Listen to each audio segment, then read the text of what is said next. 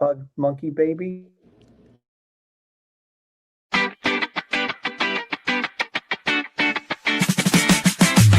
This ain't your grandpa's ham radio, no sir. Grab your rig, hit the trail, mindset on fire. Parks on the air, we're activating the wire. Summits on the air, climb high, scream CQ, portable power. No shack, just me and you. Experiment wild, break the old rules. Contesting pile-ups, we're owning the fools. No age limit here, it's a state of mind. Kids table rebels, leave the boring behind. Heavy signals, crashing down. CQ, own the town. POTA, SOTA, contest roar. Ham radio, kids table forevermore. Beat, boot, bang, waves in the fight. This is our revolution, turn it up tonight. Kids table, not your grandpa's ham radio, your future on the air. QRT out. Good. I was actually going to say something else other than boom, but I just said boom instead. Oh, okay. So Jim just apologized for streaming. He didn't realize that. He just did the mea culpa on his side. So, and I said, y'all should watch the kids table and review. There you go. All right. Yeah. So review our live stream, please. Yeah. Oh, absolutely. Hey, so do you guys remember? I'm going to date myself here. Oh, and by the way, good afternoon, everybody. Welcome to the Ham Radio Kids Table.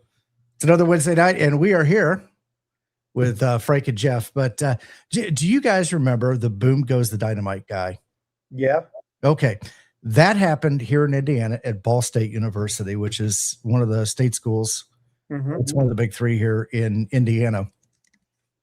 My wife was in the TCOM program at the time that happened. And my wife was the floor director of the Newslink, which was the newscast that happened on. Mm-hmm. And I apparently, although that went live, and it was, I don't know if it actually went out over the air or if it was just closed circuit throughout the university, but either way, so that guy started stumbling, as he was doing the news thing, and then he just went, and boom goes the dynamite, right? And so that found its way to E-Bomb's World, or one of the cursors to YouTube, right? And then that got seen by Dave Letterman, who is a graduate of that program at Ball State University. And so that launched that kid's career by doing boom. There goes the dynamite. So, wait. Okay, hold on. Breaking news here, Tim. We need to bring on somebody right now. We need to find somebody bigger and better, because Joe Brett just showed up on Jim's stream. What? Joe Brett is on Jim's stream right now. Yes. Where's Shane when we need him? Actually, we don't really need Shane. I hear it's actually Shane's brother, Randy. That is true. And but is the cool brother. And if I remember right, Randy still has a standing invitation to hit kids table whenever he wants. Absolutely. So hey, Andrew, if you're free, go ahead and jump on in. So, but what I wanted to talk about tonight. So it's funny how we're going to describe everybody. The Kentucky boys reached out to me, and we'll want to have one of them on here in a little bit. They got some family events, activities going on, so they'll get on here as soon as they can. They've got an upcoming camp out here this summer, a POTA Campout, and they're going to stage it in a park in Central Kentucky, and it's an open invitation. Now we've also had the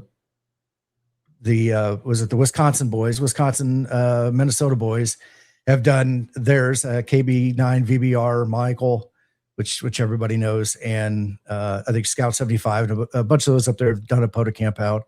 The Northeast boys have done one also with their POTA event, and I got thinking about it, and it's like I really think this is something that we should start try to do some more of.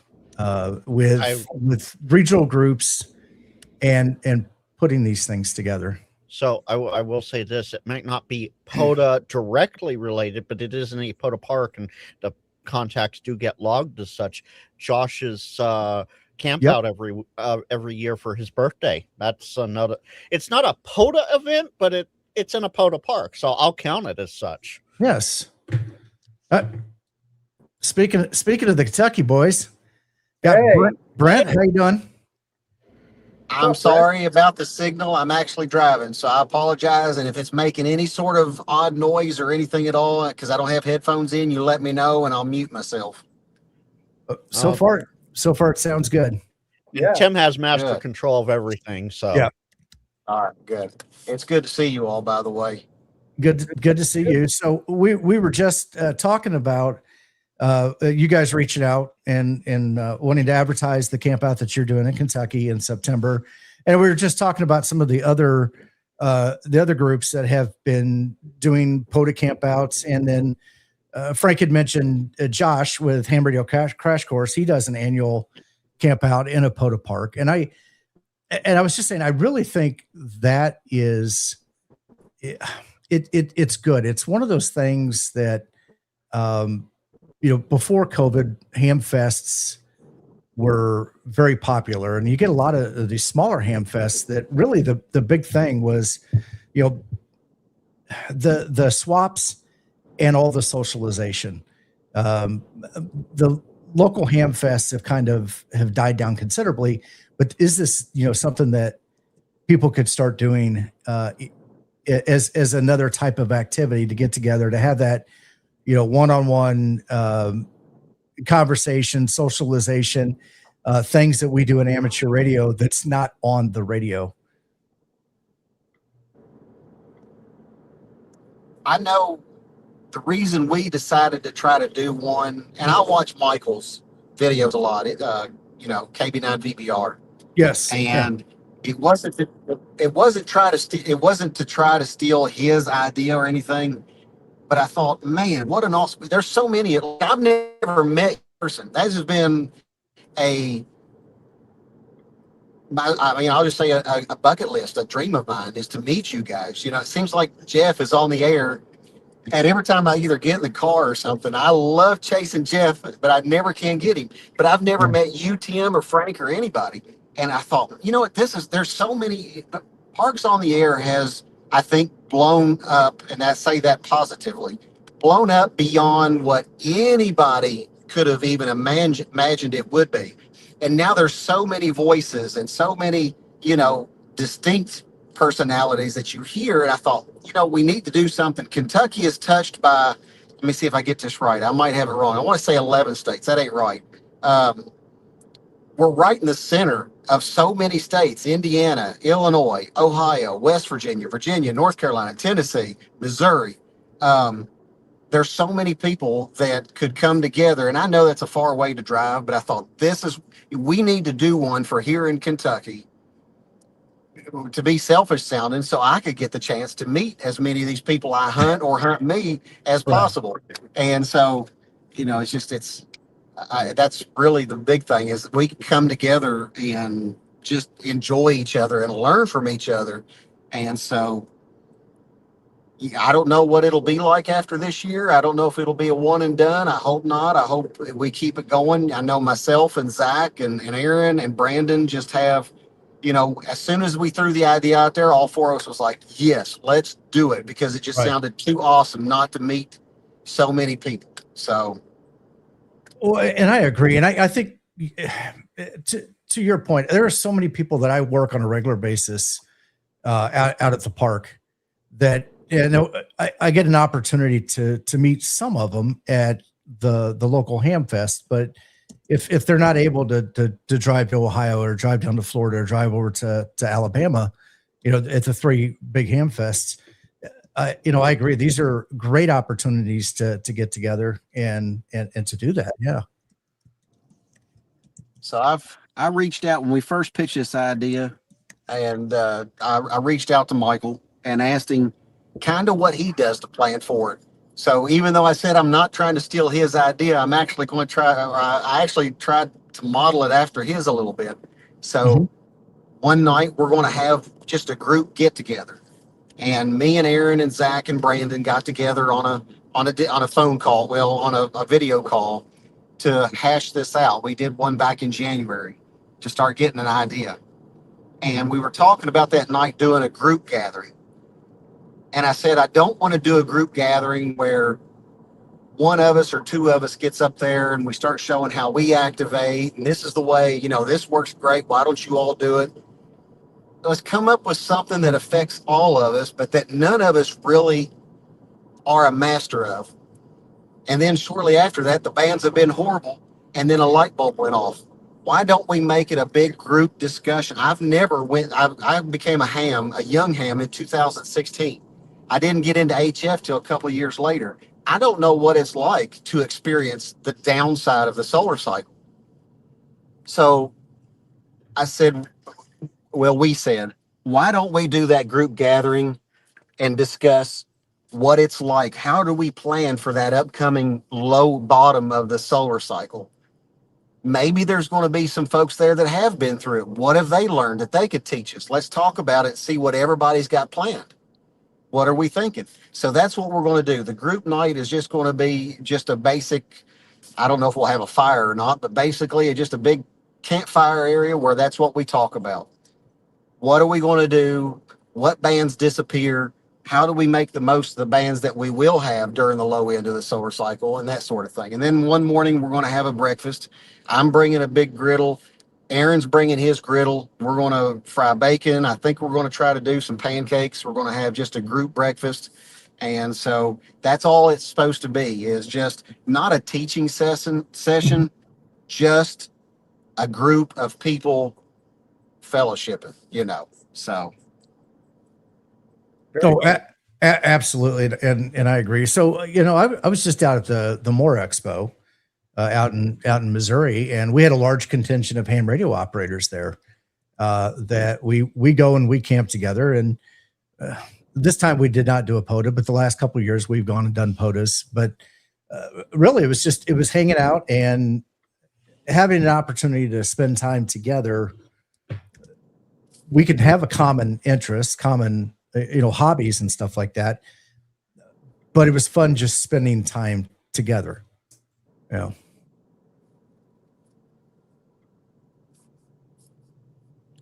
So, when is your camp out? It's in September. Is that correct?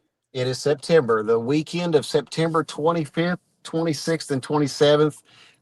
Myself, Brandon, Aaron, and Zach, we've got a group, just a tent area. I think those guys are actually going to go on the Thursday night before, but okay. I won't be getting there till the Friday evening, the 25th. And I think the other day someone said that the campground is now booked. I hope it's all POTA people. I don't know that it is. I'm sure there's local folks that have rented some sites, and they'll be in for a treat when they see a bunch of us there with antennas and stuff. But I haven't booked a site yet. But Aaron did find that I think less than 10 miles away is a really nice RV site. So I've got to do some research on that. But it is the weekend of the 25th, 26th, and 27th. I am actually looking for that email where you sent me the flyer. I'm going to jump out for a second. I hate to do this. I got to run in to Save a Lot for a split second. I'll be right back out. All right. All right, guys. Thank you. Yep. Well, that's very cool.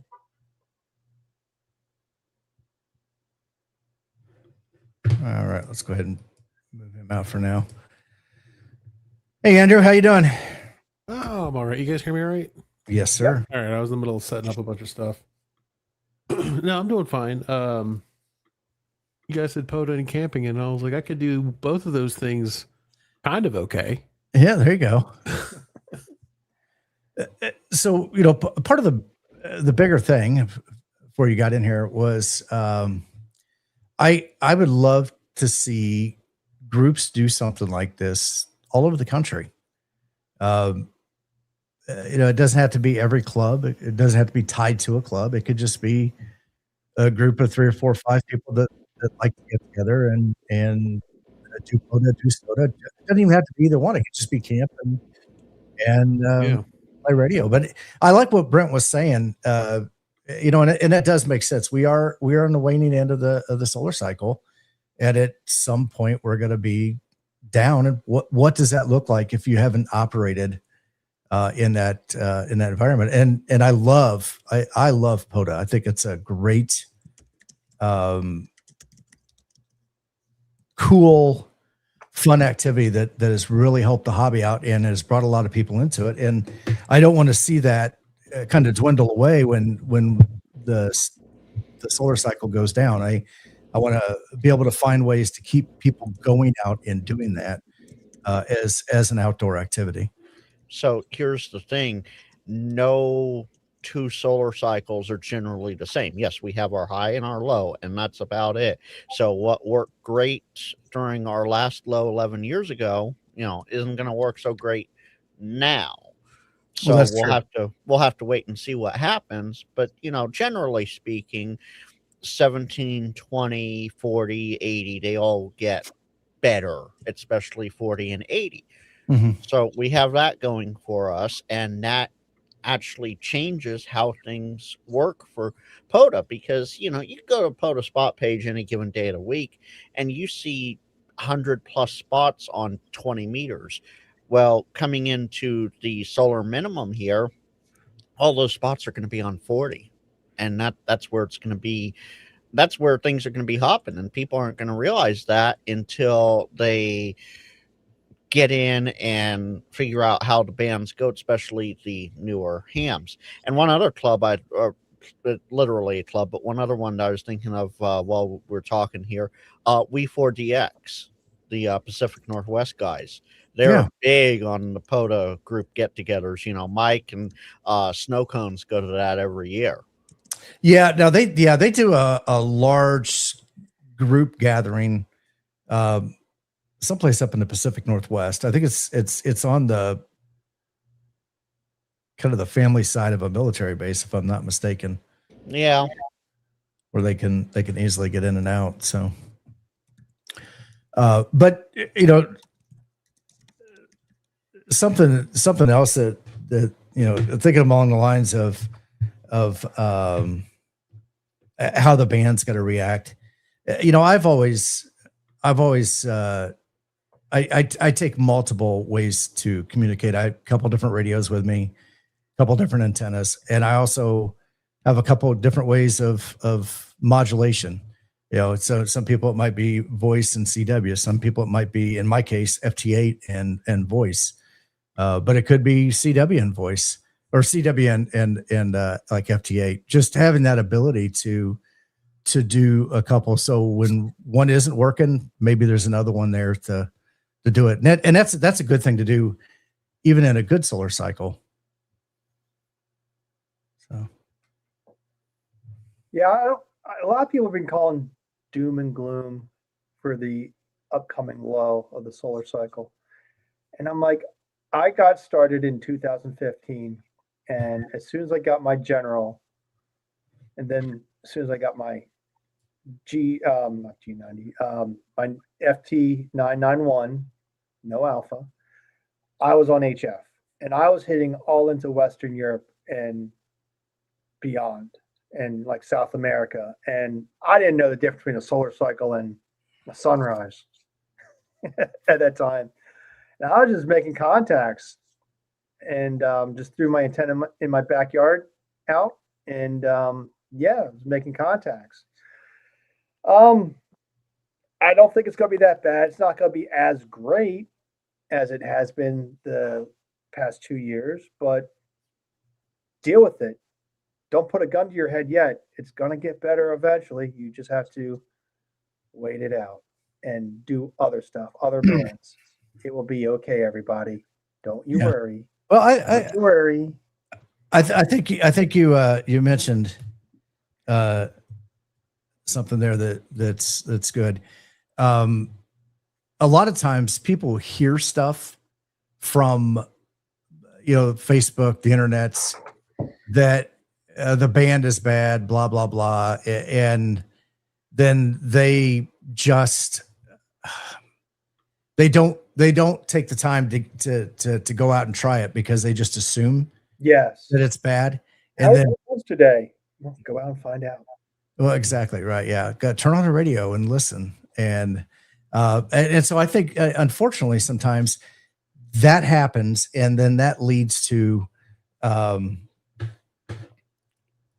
that leads to the bands not being as active as they could be, because people have been they've shied away from it because of what they've heard, not what they've experienced. But now there's also this that you have to think about too, and this is where the solar cycle and how our sun works really interests me, and I wish I knew more about it. What is great conditions for me may be absolute crap conditions for Tim or Jeff or Jimmy down there in Texas or whatever. And then because it's all about your general area, not so solar conditions, what we see on the propagation maps and whatnot, those are gathered from one location. Well, that location may be saying, oh, it's poor conditions on 20, but I could go out to the park and conditions are great. I'm getting all over the place because I'm not in that location, and how the sun is ionizing the D, E, and F layers for my area versus there. And that's completely going to change with the solar minimum. Wow. Frank's been paying attention to Tamitha Skov. Listen to him go. Oh no! I've Tim, 24 years, almost 25 years in the hobby. Yeah. I know a thing or two. Yeah, you're channeling your inner Tamitha. That's what you're doing. Sure, we'll go with that. I wish I knew even. I wish I knew even a penny width of what she knew. Me too.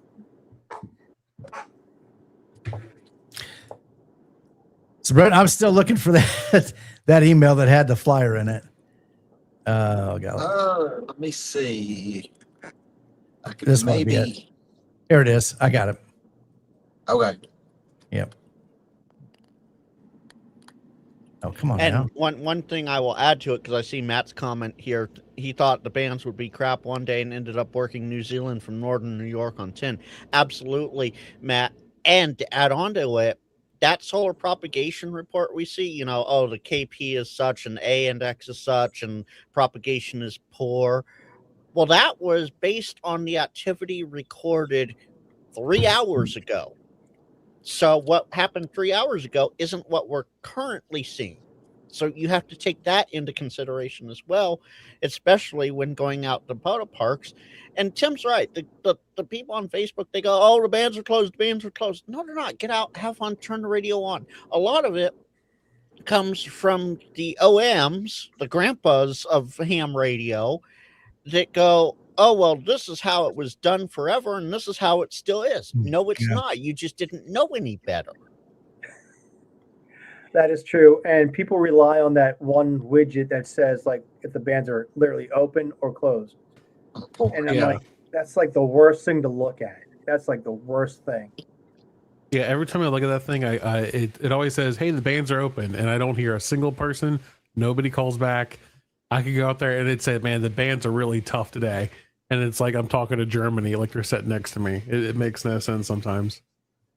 Yep. And again, it's, not only, based on that, but that's based on solar data from 3 hours ago. So if I pull up the conditions right now based on what has been observed, and this literally just got updated because it's 00224 GMT, it says 20 and 30 are good across both day and night, and 10 and 12 are fair and poor.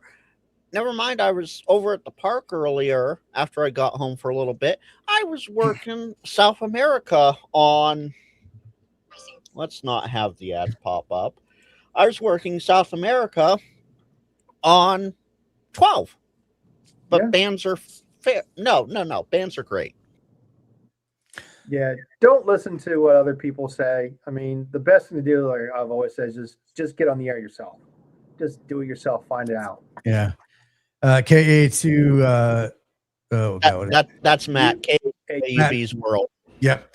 Yep. So we are experimenters. Give it a try. When amateur radio started, they didn't have propagation reports. Absolutely correct. And Paul says bands are always open. Who you can contact may change. And that's the whole point of it, Yep. Paul. Absolutely. And don't let anybody tell you the bands are closed, because it might not be easy sailing 5'9", you sound great, but you're still going to make the contacts. You know, last night I was on 40 meters, and there was storms going down through, I think, down in Kentucky area, but the whole East Coast, you could hear all the static crashes, and I just kept making contacts right in between static crashes. Sometimes you just gotta roll with it and Just gotta tough it out and do it. So I got the flyer here. So the first annual Kentucky POTA Campout. Very where'd it go? That was the magic of Frank. No, real quick though, Tim. Hollywood has the comment of the evening. What's that? Right. Bring it up on screen. But he says Frank is spot on about the data delay. I will add that the numbers shown are almost never correct for your location on Earth. Use it only as a guide. Always trust your ears. That's right. But really, Hollywood, did you have to prop Frank up and agree with him there? But really? We'll hear that for the next 3 weeks. Hollywood checks in the mail. There you go. I may cut out here in a moment because of where I'm at, but once I get in the driveway, I'll have signal again. So if I drop out, I'll be back in just a moment, fellas. Okay. So first annual Kentucky POTA Campout, September 25th through the 26th, or 27th, 2026. And join us Friday evening, September 25th, as they kick off the first annual Kentucky POTA Campout at Taylorsville Lake State Park. The event will officially wrap up midday Sunday, September 27th. So, Brent, you had mentioned that you had heard that the parks was already full.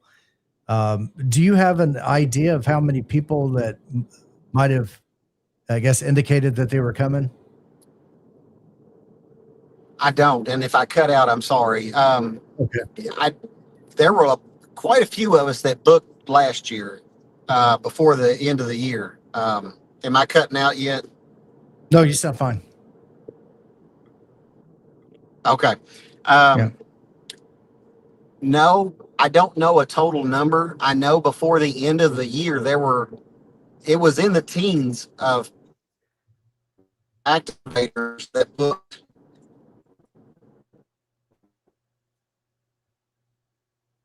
And we lost him.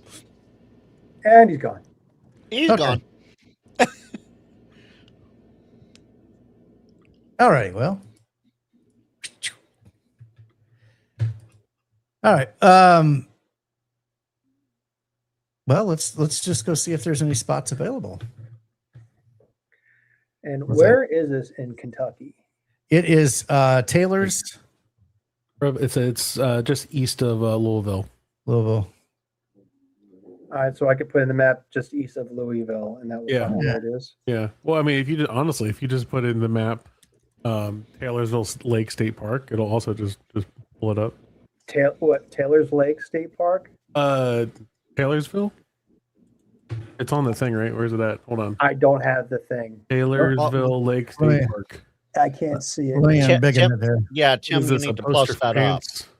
Yeah, that's like blurry as fudge. Taylorsville Lake State Park. Okay. Yeah. Yeah, I didn't get a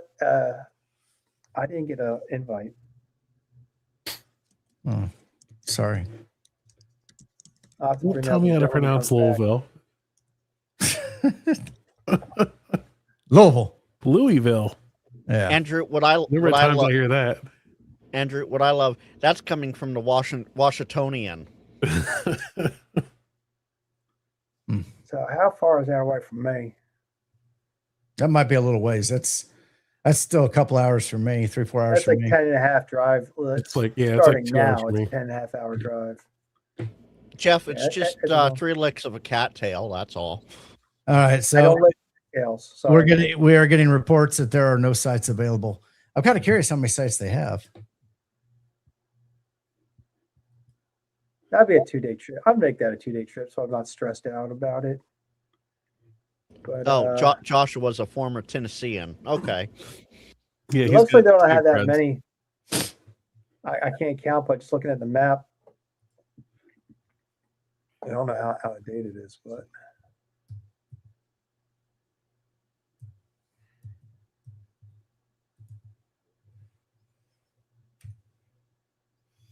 cool. Matt says 75 spots. Wow. Didn't look like 75, but I believe him. No, is that camping spots or is that? I mean, that's not camper spots, right? It has to be probably a mix. It looks like they have some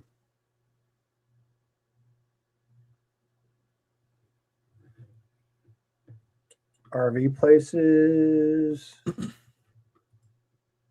What was that one? Looks like it's just like RVs. 2721. It doesn't look like 75, but unless there's like another area that has more. I don't know. I've never been there.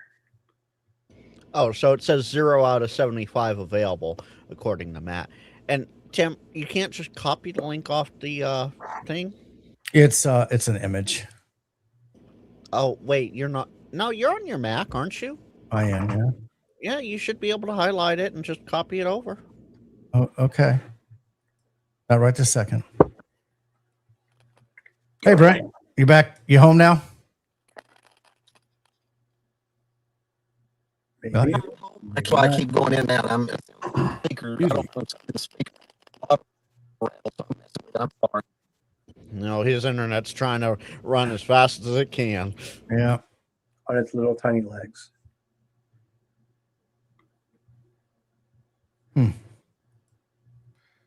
Oh, well, he was there. He's there. Oh, he's out. He's there. Oh. Almost had it. Almost had it. It's like Tell the old days. the hamsters to run faster, Brent. Man, it's like the old days where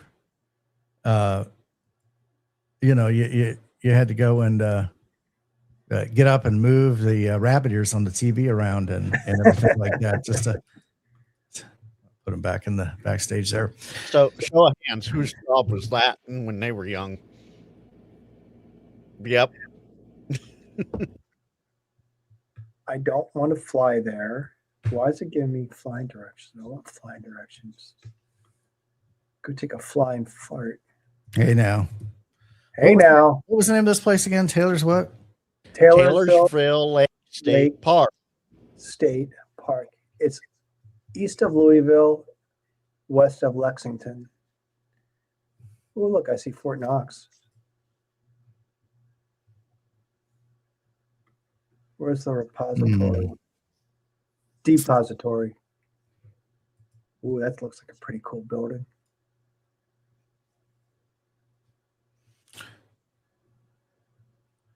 Well, that sure looks like a lot of spots. You think so? Yeah. It's on the north side of that road, Park Road. Mm-hmm. I don't think it looks like a lot. I was like, I'm not counting 1, 2, 3, 4, 5, 6, 7, 8, 9, 10, 11, 12, 13, 14, 15, 16, 17, 18, 19, 20, 21, 22, 23, 24, 25, 26. All right, Brent looks solid now. Oh, I there's a think double. I'm all right. You good? You in the park in the driveway now? I'm in the driveway. It was making an awful noise, awful rattle. I don't know why it was doing that. So I apologize dropping in and out like that. I hate that. Oh, no big deal. But So, I'm not sure how many sites there are total. I know, and it was cutting off, I think, when you asked me this. So there was about 13 or 14 of us that reserved sites just before the end of the year when we first announced we were going to do it. Let's see, myself, Brandon, Zach, and Aaron decided to do a group site. And I think since then, Patrick, and I'm throwing out names, I should throw out call signs. Brandon, Kilo Zulu 4, Charlie Papa. Aaron, we is know K- Brandon. Okay. Aaron, you all know Aaron, I think, too, as well. KQ4HZK and Zach, Kilo 4 Zulu Sierra Romeo. We decided just to do a group tent site together. And then the other day, We're going to have Patrick join us, KY4AX. So there's 5 of us on a group site just together alone. I think Betsy, Betsy W4AA and her husband, they're going to be there. Let's see who else is coming. Gosh, now that I'm on the spot, I can't think of everybody.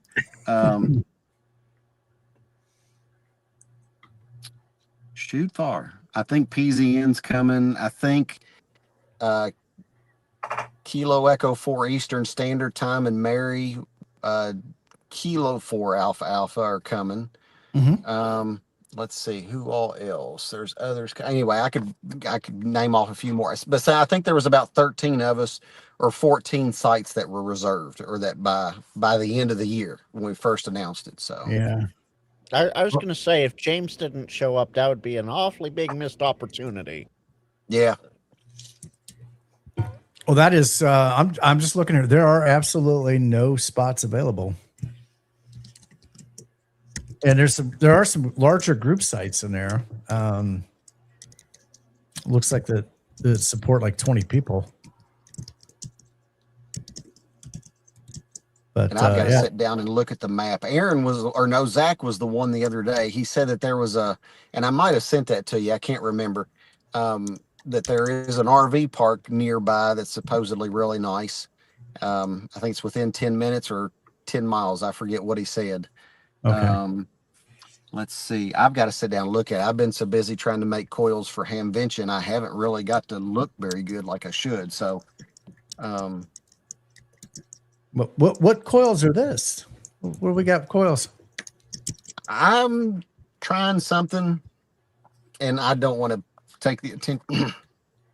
I don't want to put the attention on me or anything, but I just wanted to make a little extra money to maybe put it towards, I don't know. Initially it was to get a Mark II, or I've been wanting to get a hex beam forever. So it isn't, I'll never be able to rival Wolf River or Mad Dog coils ever, but I'm making some coils that I use actually out in the field. I use a coil every time I go out and activate 40, 60, 80. And then I take the whip off and I gator clip a 75-foot piece of wire to it and stretch it up to a spider beam, and I get 160. So Nice. Really? I'm going to bring 30 of them with me to Hamvention. Ape's going to let me sit there at the Coffee Ham Radios booth and sell them. And okay. so Okay. I've been so busy with that. Aaron and Zach and Brandon have been more of the hard working bunch behind planning the camp out. And Tim, tell me you didn't watch Clubhouse without telling me. It depends. Tuesday nights are kind of odd for me, whether I can get in. Last night, Joe Brett showed Brent's coils on stream. Oh, I saw part of it, but I wasn't. There was just too much profanity on there last night. It was at the end. Yeah. That 1-star review of the profanity. That's yeah. Very unlike the Clubhouse, and I don't know what that was about. So I blame Beer Snack. Beer Snack is Did you hear the influence. he changed the dynamic last night. But no, I was doing around work and stuff like that last night, so I was in and out and not paying attention to it too much. Well, I am disappointed. So now we have to find an alternative camping spot in that area. What do you usually camp in? Do you do a tent? Do you have a vehicle? Do you do a RV? Or I'm primarily tent camping. That's let me see. I don't know what kind of space we have. There's no reason to find something else. If we still got the group, I don't know how many can set up on the group. I mean, I'll get back with you. We'll see what kind of room we got. There's no reason to have to find another. Okay. Well, I think if it might be something good to research anyways, just to see what's in that area. If you get into some overflow and stuff. Yeah, I'd sure hate for anybody not to come because they feel like there's not another place nearby. And I'll tell you what, after this stream, and I'm just sitting in the car right now, when I go in tonight, I'll look around too online and see. Taylorsville Lake is about maybe a couple hours, 3 hours west of me. So I'm not down that way that often, although I'm trying to make my way working that way to activate more parks. I'm trying to think. Really, none of us except for Zach is he's probably the closest one. Brandon maybe to that area, and those guys will know. Zach will probably know the best of any other spots around there that. Yeah, I was gonna say Aaron's out. He's on Western Kentucky, isn't he? Yeah, he's on the western end. Brandon's down around Cave City, down near Mammoth Cave, and I think Zach is closer to like the Louisville, a little bit near the Louisville area, so he's not too far away from it.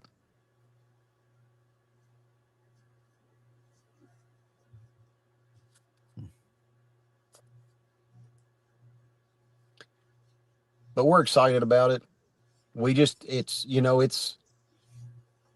nothing that we can do, the four of us can do to make it great. It's what just everybody getting together and the group will make it great. That's what it'll be about. Oh, I agree. I think as I was saying earlier, the just the opportunity to get together, to hang out, to chew the fat. I mean, I just did this with a group of us in Missouri, and it was definitely fun. It was a good weekend, and we'll have stories to share. Yeah, 10 years down the road, we'll be. Remember that? Well, a funny story. I don't know if you guys saw it. Digital Ranchers live stream that night from the tent. We started talking, and he showed some pictures of Bill, Ham Radio Tectonics Bill, in his tactic kilt. That he goes over to take a shower. He comes back, and he wore a kilt to go to the shower house. And next thing you know, we're making fun of him, and we've got a great story to tell for the next 10 years or 20 years of that. So always a good time.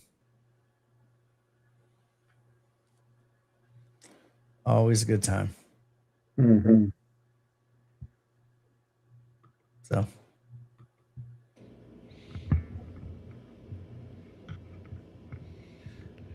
Wow, the silence is deafening. Yep, it is. I'm trying to figure out what's going on in the chat. Talk about G1M. Yeah, the head G1M is. I just keep I've got the DM32 monitor tonight.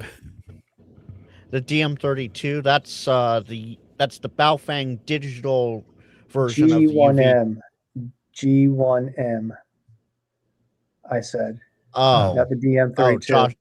Joshua's comment. Okay. Yeah. You mentioned it a few times with that and a G90, so I'm trying to figure out what the heck they're talking about. That's like the predecessor to like the G105, G90 kind of thing from Shagyu. It's like I don't think they make it anymore. You just gotta find it used, but it's I've seen them before and like they interest me. Just because it's a radio. I was trying to figure out what it was. Yeah, sorry. Yeah, it's a radio. Oh, okay. Apparently they're in stock at Radioddity. $250. How much? Hey, they're on sale right now. Hey, Andrew. Ugly looking radio. Hang tight before you do anything. Okay. Oh, I'm not going to do anything. Believe me. Yeah. All right. So, Brent, you said you reached out to Michael, KB9 VBR, and you guys had a conversation. Any good advice from him on doing these kind of things? Yeah, there's a lot he gave me. He sent me a long email, and so I've created I've never used it before, but like the groups IO for communicating, being able to send out emails where it'll go to everybody if they put it out. And Brandon's been good. I don't have Facebook, and that hinders me a lot, but Brandon posts anytime we have anything new about any new parks. If I take a park out of the system, if there's something that closes a park or whatever, but about the POTA Campout especially, he puts it on Facebook. So when we did a groups IO, which was Michael's recommendation, we put that out there. So that was really good. I don't know. There might be close to 10 people that are receiving emails so far. I don't know who all else is coming to know. I'm going to probably put that back out there to see if we get anybody else. But let's see. What else did he recommend? Oh gosh, I have to go back and look at the email. There was a lot of good things. That's bad though. I can't tell you what they were now. I can even pull up the email and probably tell you some actually. Well, It's okay. We're older now, and failing memories are perfectly normal. And so it's all good. At least that's what I keep telling myself. But that was the best thing though, is probably the groups IO, because I couldn't figure out, with me not having Facebook, how to disseminate information out. And so we'll get more people sign up for, to receive the emails, and if they have a question they can send back. And so that's a great thing there. And I mentioned about how we're going to do a breakfast. That came from his inspiration too. I think they actually have a group, like a dinner or something one night, a cook or whatever. We didn't want to do that because, after a long day, folks will want to go, I'm sure people will want space, so they'll want to go do this or that, maybe go, shower in the evening, have a little downtime, whatever. So that's why we chose the breakfast. But just us doing the breakfast is our way of saying thank you for being willing to come together and be there after we've planned putting this thing together. And so that was a really great thing, great idea. And so, but Mike's great. I'll tell you what, he's just absolutely willing to give us advice from his experience and everything. And he puts out so many videos, and you all too are now putting out so many videos and stuff. You all don't realize just how much I personally learned from you all. And so, that's what I'm looking forward to the most from this. But Mike was a big help for sure. He sent a long email of tips and stuff to go by. So. Awesome. So I did find the Groups IO email address to send to. So it in the chat now. If you guys are interested in that, send an email to that address. That'll get you subscribed, and then you can get in the know on everything that's going on in the camp out. And there is also a Facebook group too. Let me put that address in here. Brandon did that. He created that, and he might have even did one on one of the Discords, like the Kentucky POTA Discord. I think he created a channel on there. Yeah, I believe so. Okay. So I've also linked the Facebook address. So I'll put in the description of this video, I will put these addresses in there for people to get more information. We just hope we picked the right time of year. That was what we wanted to do. Not during the hot months, not during any cold months. September is still right there, kind of on the tipping points. It can go either way, but hopefully we're catching it towards the end of September where it's going to be, cool but comfortable. Probably be warmer in the day and cooler in the evening. Yeah. Yeah. So I've camped a lot as a scout leader. So a lot of we do year-round camping.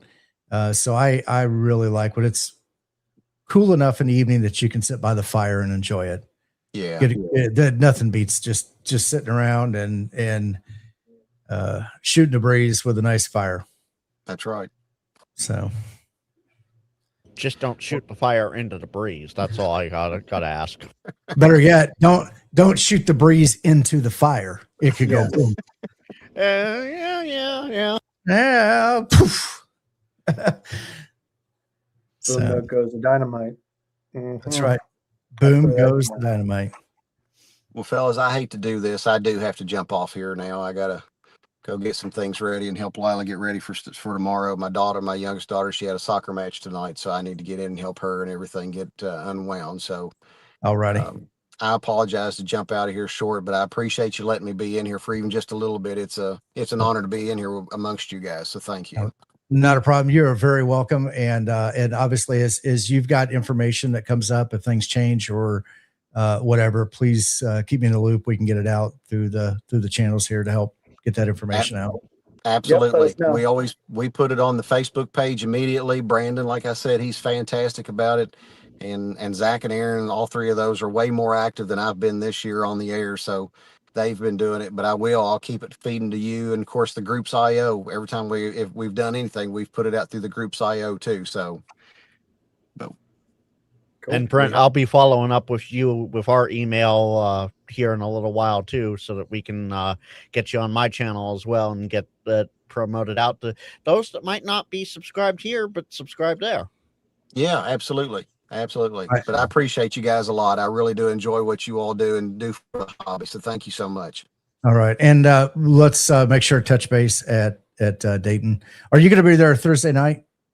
I'm not going to be there Thursday night. I'm going to drive up Saturday or Friday and Saturday. It's Okay. about 2 hours. I always drive up every year, but this year I'll be here both days since I'm bringing the coils to sell. So, okay. Sounds All right, good. we'll look for you. All right. Set one aside for me. I'll buy one. Yeah, I'll okay. buy one I too. appreciate that. All righty. All right. See you guys. Y'all have a good All right. night. All right. See you, Thank Brent. Later. See you, Thank bud. you. So, see you. He's still there. I just fully snapped into work mode when he was leaving. Like I was on a Zoom meeting at work. I was like, "Thanks, see you guys." Yeah. Boom. I just click leave. And I'm like, I'm done. I don't say anything. Everyone says like, oh, thank you. Like, thank you for holding the meeting. I'm like, Yeah. Yeah. Thank you for holding the meeting. really? I was like, bye, click. Like there are some times where I just I have to make sure I don't do it. I hover over the X button of the browser or the Zoom window or whatever. As soon as I'm done, click. I'm gone. Well, my thing is I click on the leave instead of the share screen button. Because they're right next to each other. Yeah. Oh, Yeah, bad habit. That's happened a few times.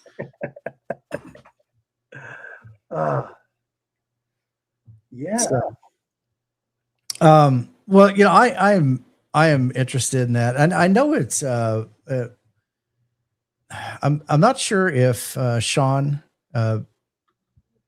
was it Whiskey 9 Fox dude tested. yeah. Ham radio dude. Mhm. I know. I think he was talking about doing something.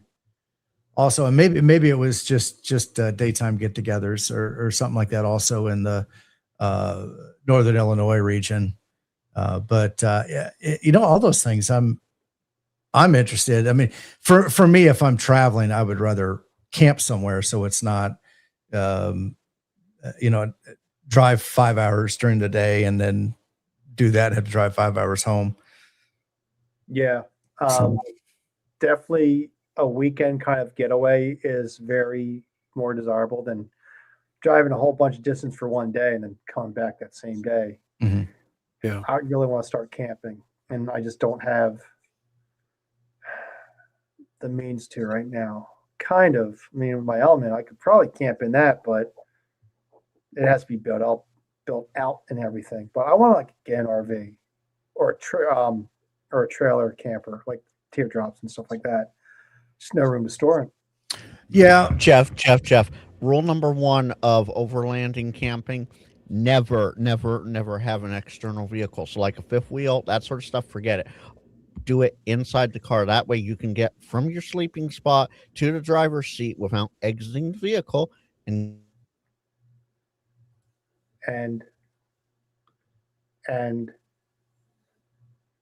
that's it. Oh, because you said driving. It sounded like you're going to continue on. No, Waiting for you you to stay continue safe by going from the sleeping quarters to the I would always be safe. without getting outside the vehicle. As Kyle Ka was it not K AA0Z Mhm. said Mhm. in this video today, it's his self defense device. I have a self defense device, so Yeah, still, I'm not scared. you want to be safe. So that's how you do I would it. be safe. I would be very safe with my self defense device. That's right. Well, only camp in states that allow self-defense devices. Yes, I would not camp in anywhere in New England, New Jersey, Maryland, no. Illinois. California, no. Illinois. And Illinois, yeah, I'd have to look at the map again. I know. I think my number of states increased by like 1 or 2 the past year or so, but I haven't kept count. That was the nice thing when I just re-upped mine, and they actually sent me a little reciprocity. You know, like your license is recognized in these states. What state you're in? You're in Ohio. Ohio. Oh, nice. That's very nice of them. Yeah. It must be nice to live in a Well, it's friendly state. but we kind of teeter, but Yeah, we no, yeah, we also just got constitutional carry a couple years ago, so Nice. I Yeah, was worried they're gonna like do away with them because that's what I wanted was the reciprocity. I am Well, in I the mean- stages of looking to move to a freer state. So, not just because of that, but because of other things. I just want to get out from where I am. Well, I mean, Jeff, like Jersey, California, and a few other states. There's a reason why Ohio has to have the pew pew happiness going on. They got the evil on both Well, sides. So does your state, Andrew, does Yes. Ohio have a training requirement? For the license, yes. For the Okay. constitutional carry, I have not looked into it much, but I don't think so. Yeah. So that's Probably And the I disagree heavily with that. well, so in Indiana, and I think the difference, the states that recognize Indiana's permits are the states that have training requirements. I'm sorry, let me rephrase that. The states that do not recognize Indiana's gun permits are states that have training requirements. So Indiana didn't require it. All you needed to do was show that you're a proper person, and then you could get a permit. So I have a lifetime permit. Now they are constitutional carry here, but for any kind of reciprocity, I still have to have that card to take with me. So Same. in the big scope of things, my kids are not required to have the mommy may I permission slip, but until there's some form of a national reciprocity and I don't even know how this would work if, for example, they go to Ohio to visit. Are they covered under Ohio's constitutional carry if they're not residents of the state of Ohio? As long as they're a proper person, right? I would, assuming, which you should not do in this case, you should look this up. Yeah. I would assume yes. I would. I have not looked into it because I have a license, so I don't really. Yeah. Not really reason for me to look into it. You know, Yeah, it's interesting since we Bricker started. says this yes. I think Bricker's in Cleveland. Yeah. Since we started this compo, we dropped 4 watchers. Okay, let's. We went from 20 down to 16. Wait, look. There's In the more. chat, I mean, but now clear there's a Baofeng. topic shift. Clear Baofeng. But yeah, Come clear back. Baofangs. People are starting to get those. I'm sure the YouTubers That have actually put us up to received 18. well, we have more than that. We've got people watching on X. We've got people watching on Twitch. We've got people watching on Facebook. I'm only watching the YouTube side right now, so I'm only Yeah. seeing that side. Yeah, but camping, I want to do camping. I think camping and POTA make a great combination because then you don't have to leave the park when dusk comes Yeah. and That's the park true. closes. You're in the campground part of it and you're there overnight. So you could get up, say you wanted to do the late shift and the early shift, you could do that there easily. So that's always a promising thing. And then just being there and like say like I could go down like to Love's Pond State Park, which is like a 10-minute, 15-minute drive away from me. And get that to camp focus. there at their What campground. are you doing there? Trying to get to focus on my number there. What is that? Is that That's a cool number. My serial can't number is see it. 10123. You got a lower number than Josh did. Well, You got like two. I paid for something. mine, so Well, I guess the free ones they give away to the YouTubers, they all have a higher number than the people that buy them. yeah. You know, well, now I'm curious. I think probably what happened is that the orange starts at 2501. Oh, that could So be. I'm He had like thinking of the 20, low I think he had like numbers are- 24 something Yeah. with an orange. I don't know. Okay. I think Yeah, it was like maybe. 2000 and something in the roughly in the middle. In Yeah. the middle. Yep. So, KMRD had one. He had his video come out today, or most publicly today. It might have been private for members only, but he didn't show his number. Like it's like okay, out of 5,000 units, do you really need to have a really low number? Andrew, your number is kind of cool. It's not that it's the number's low. It's just like 0, 1, 2, 3. Like if I Yeah, had 1, 2, 3, cool 4 number. or something like Yeah. that, like I would still think it's cool. if I got like 1313, I'd be like, damn, double Yeah. what? Oh, no, But, no. 0666 or 6969. There's only 5,000, so that doesn't Yeah, work. there's no 696. Okay, So I got a where's clear the- one. Now, do you have a clear battery too, or is it just a clear? No, Just a that was They have Josh black said the same batteries. thing in his video. I think I made the same point. Was your, But it is a your USB-C antenna's clear though, battery. right? is The that antenna's clear. Yeah. Yeah. So okay. it's white clear and the orange clear, Yeah. and they have matching antennas, but their batteries are black. But the batteries do have a USB-C port Yes. for charging. Yes, they do. So you don't need the cradle. Here's So I'll my be honest, I didn't even notice when I made my video. I noticed. So, it after. Andrew, that fancy device that you have sitting there screening around at 1 frame per second, Yeah, you could always frame every make your 10 own seconds. battery pack. I could. It's clear. I need to get clear filament then. so See, there you go. They I make them. Andrew, Yeah. if I can get Frank to shut up long enough, I have a 3D hand scanner that can scan devices, Oh, so I can make models to print realistic size models. But actually, what I wanted to do was take something,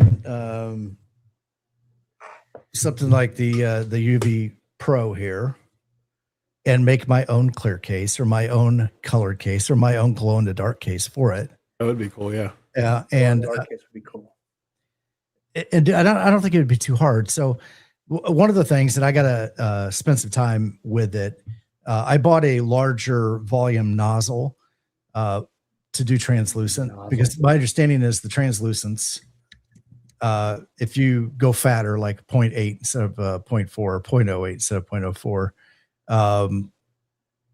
and then print much slower, it will allow that to mold or meld together better and create a cleaner translucent image or panel. So that's what I've heard too. I've got a 0.6 hot end, and maybe I should try that. Oh, they do have a 0.8 though for bamboos. So, Yeah, 0.8. Bricker says it comes in clear already. He's got one. Yeah, I know. I know you got one. I've seen it.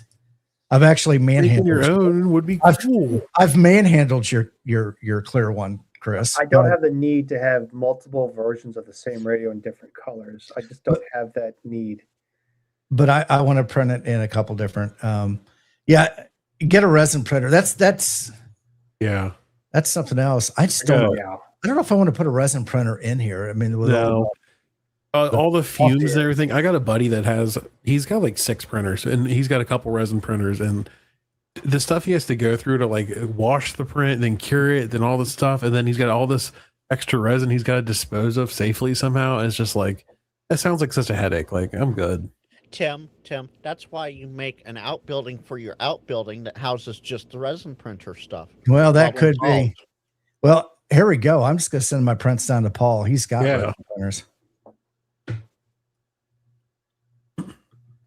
Now, And- I will and- say, Jeff, I do want an orange one of these. I've been thinking about getting also an orange one. Just I thought about if I was to get one, I might lean towards the orange just because it's different. I mean, there's a lot of the white clear ones, but to get like one of the orange ones, I think that'd be kind of cool. But you know what? I've never been a fan of the way that Baofeng looks and the screen.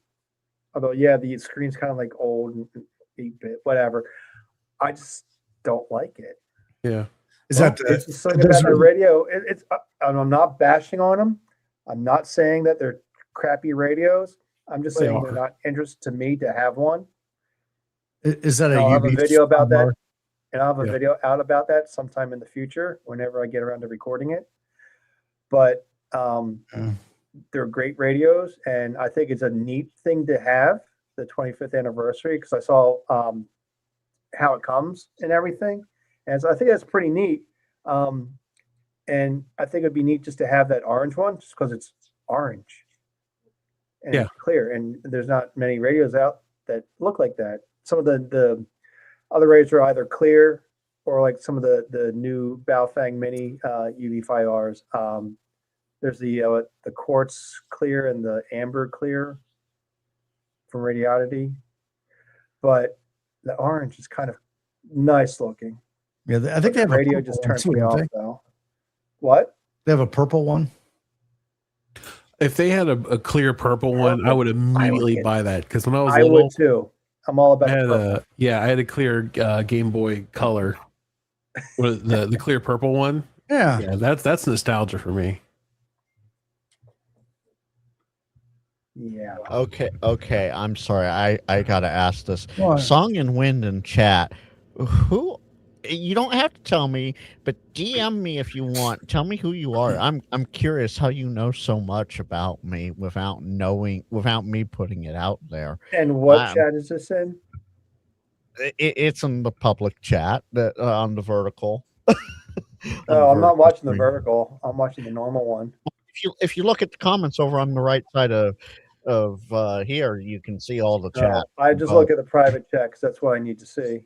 Well, Tim needs to look at the private chat. So What are you talking about? And if it's a she or a he, I don't know. I'm gonna guess it's a she because Song and Wind. I guess it's a female. I don't know, but they're right. You should get your extra. All of you should get your extras if you don't have it. I'm happy in general. It really doesn't add a lot for me. So well, there's people that are happy that they're technicians, and they're happy with that. But Mark just came in there and said howdy all. So I'm like, hey, hey Mark. We have Boondock Echo. Echo. It's Z and Zer. Okay, that's fine. But yeah, they're right. You should get your extra. Everyone should get their extra. I understand that I never had any desire to get my extra for 10 years. Yes, I never had my desire, but once I decided I had that desire, I'm like, I am so glad that I got it. And tell you the truth, once you do get it, you will be very happy too. I promise you, you will be very happy. And if you're not, I'll give you $1. Maybe $1. I was ecstatic when I got mine. I don't like the BS. But I think people should update or upgrade. Besides that, I'm a VE, and it would give me something to do if you came to my VE sessions.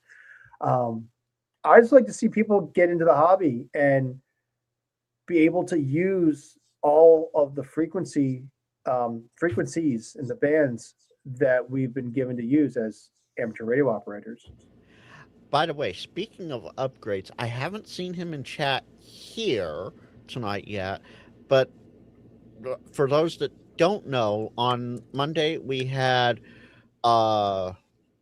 meaning Ham Radio Clubhouse and Toads had a session for the Extra by April, so the last one, and we had one pass, one fail, and one reschedule. And the one pass was general chatter that we've had in chat a lot, Timel64, aka Troy. So as of Monday, he rated the general. Awesome. Nice. So I always go back to tech to general. I'll kind of push people or encourage. Let's use the word encourage people to try to get that test right away, because the general is really just like a 10-question extension to the tech. There's really 15. No, what I mean is 10 questions, as it's basically the same material, just a couple. It's about 30%. We say it's about 30% crossover. Yeah. And we do recommend that technicians do get their general. Mm-hmm. If they're not ready to get then we say, since you're in study mode, to keep studying. You don't have to use it. I didn't use my general for like two and a half months or so after I got it, because I didn't have the radio. But people still believe that you can't get on HF as a tech, and you can. And we always say, well, 10 meters. I remember, I can't remember the guy's call sign, but he had a channel on YouTube, and he was a technician in Texas doing parks on the air on 10 meters, and he was making contacts and activating parks. And if he could do it, anyone can do it. But there's just this misconception that a lot of people have, and that But still, if you want to get on more than just 10 meters on SSB, then please upgrade. Well- we would love to And VEU. to add on top of that, techs have more than just 10 on HF. Yeah. 10 is the only sideband, is the That's what only I voice. said.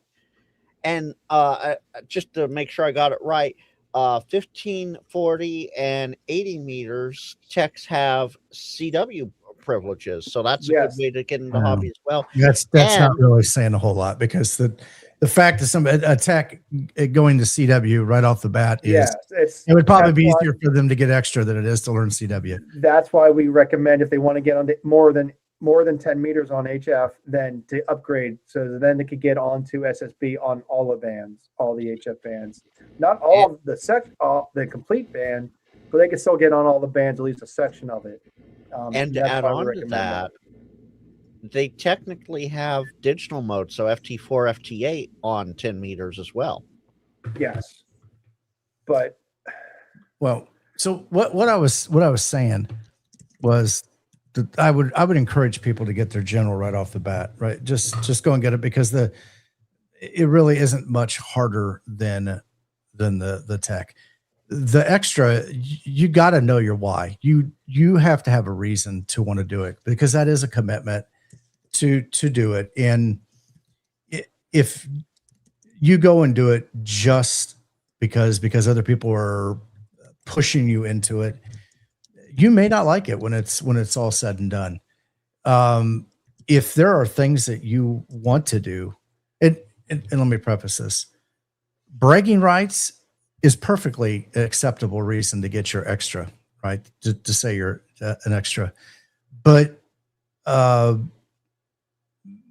having that why is it you want to do contesting, and that opens you up to parts of the world that others can't communicate in our 40 and 20 meter bands, wherever it is. I think some of Europe, they have to, most of their people have to be below like 225 or whatever it is, and that excludes people that don't have an extra. And so there's that. That's one reason. Maybe it's that you want to use those frequencies because you want a POTA, but you don't want to have to do it in the general portion of the band. I mean, there's a variety of reasons. In my case, I went from tech to extra in a couple weeks, just because I was already familiar with the material. It was something I had gone to school for. I'm intimately familiar with RF, so I did that. But I actually I had to change my call sign right away, because I used to have people that would argue with me because I had a brand new systematic call sign, and they're like, "There's no way you're an extra." Whatever, dude. yeah, I have Tim, a friend that got his extra. He got all three, I think, within a short period of time, if not at the same sitting. I've seen it done, and I have seen people, what's called the golden unicorn. And I've said it before, it's when you pass all three and you get a perfect score on each one. But he would ask me, is like, what's this thing? And I'm like, you're an extra. You don't know this? He goes like, no. I explain it to him, but I'm like, dude, you're an extra. You don't know. I understand people get their license that way, and I'm fine with it. If you could study the material and pass all three exams, either in one sitting or in a very quick amount of time, that's awesome for you. That is awesome. It does help. I think that I do recommend that people get their tech and general in a short period of time, at least, so they get experience. They have the experience or the ability to get on and explore more in amateur radio than just a technician. You don't have to get a HF radio right away, but you have the option to, and it's always good to have options. So I'm gonna say two things here, Tim. To the people that were saying that there's, you have that systematic call sign, you can't be an extra. I snub my nose at them, because those are the OMs and the grumpy hams and whatnot that don't know any better. Your call sign's awesome, don't get me wrong, but you could have stuck with that systematic call sign. And also, I noticed here, Hollywood said Okay, it already scrolled off screen. But he said something. He went from tech to extra. Me too, Tim. Tech to extra, and Hollywood. You were born with the knowledge. You had all that knowledge. You helped Marconi with the first testing. So you doing tech to extra. That's no surprise. Well, I mean, I think honestly, it's really what Hillbilly Ham said, is that your license is your actual license to learn. Yeah.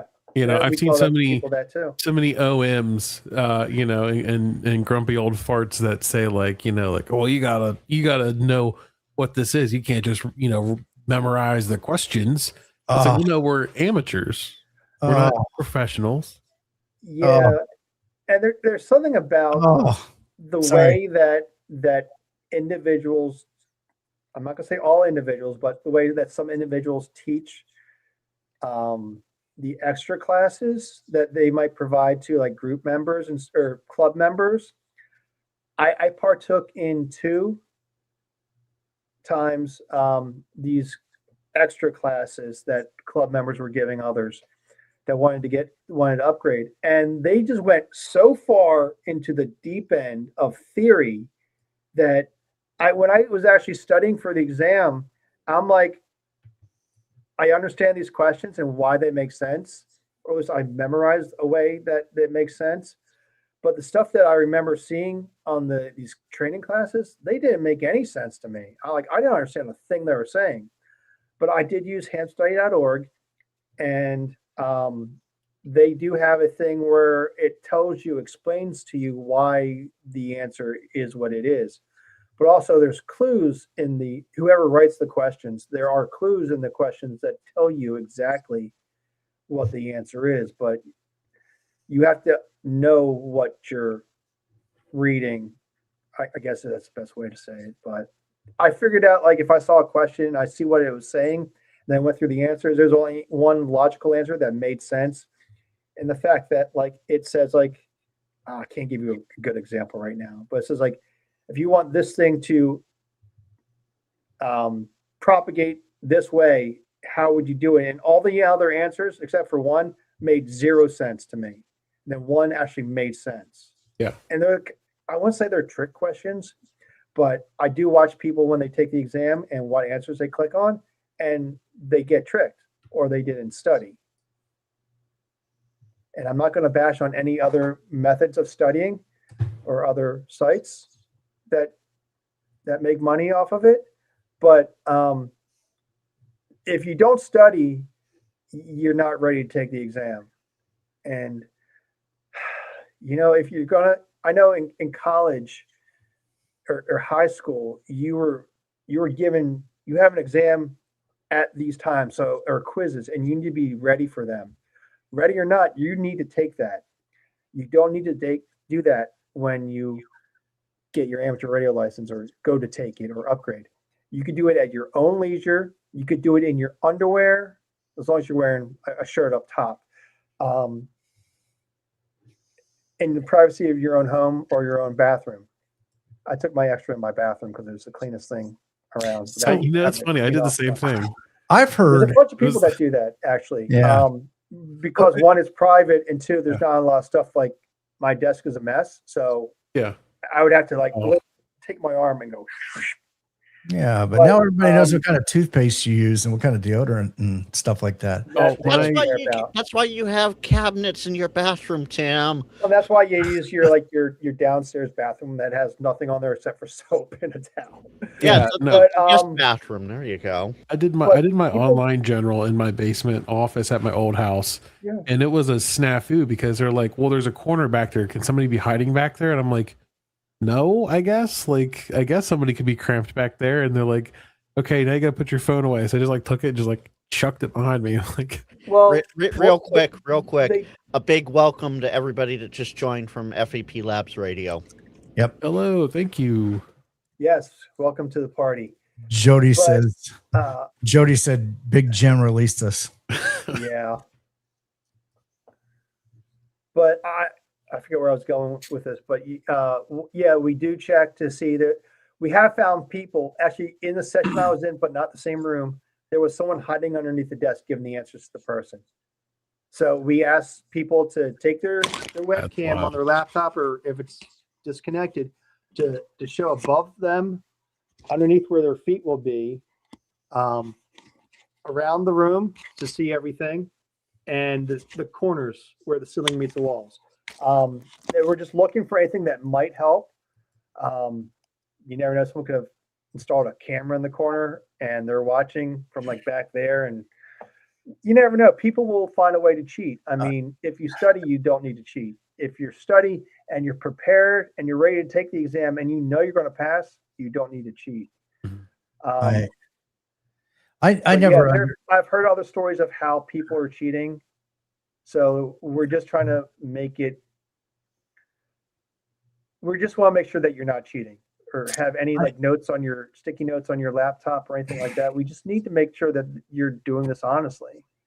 Let's bring this, Tim, real quick. Let's bring this around for a second for the new people that came in. Cooley, who just came in as well, just asked, when is the camp out?